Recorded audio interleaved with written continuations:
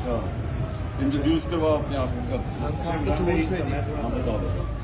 یہ 5 بندوں کی فیملی تھی اور ایک دوسرے کو بتایا بغیر علیحدہ پوائنٹس پہ یہ سارے یہ اس دن اس رات 4 بچے نا میرے, اور میں اس دن جو ویڈیو وائرل ہوئی ہے وہ مجھے تو پتہ ہی نہیں تھا. ہاں صاحب یہ تو ابھی 3 دستے تھے پولیس کے نا جو کھڑے تھے, ان سے میں یہ کہہ رہی تھی کہ آپ مطلب کس اس سے مطلب کیا ہم پاکستانی نہیں ہیں یا آپ انڈین ہو یا ہم انڈین ہو؟ مجھے اس چیز کا جواب چاہیے, بتاؤ نا کس لیے آئے ہو. وہ کہتے ہیں ہم مجبور. میں نے کہا تمہیں رزق اس کا کوئی اللہ پہ بھروسہ نہیں ہے؟ رزق تو اس نے دینے, آج کہہ دیتے سب انکار کر دیتے تم. میں نے کہا وہ تم سے اتنا پیار کرتا ہے, ہمیں تمہیں آمنے سامنے نہیں چاہتے تھے خان صاحب.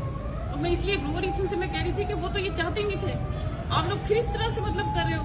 تو وہ ایس پی تھا نا ایک, اس نے دیکھا کہ مطلب یہ بڑا بول رہی ہے, اس نے کہا پکڑو اس کو ڈالے میں ڈالو. میں نے کہا ہاں ڈالے میں ڈالو, مجھے ساری گولیاں یہاں کھا کر جاؤں گی, زندہ نہیں جاؤں گی. تم نے کیا سمجھایا؟ وہ کہتا ہے اس نے مجھے گالی دی نا.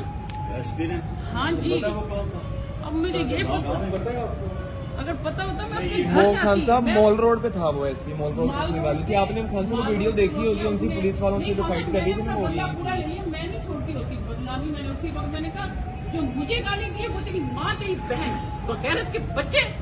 دیکھ کر یہ تو بڑا بول رہی ہے, اس کو پھر مجھے ادھر سوٹی بنائی اچھی نا ذرا زور سے. میں نے کہا سوٹی سے کیا ہوتا ہے, گولی مارو نا, مارو گولی ادھر.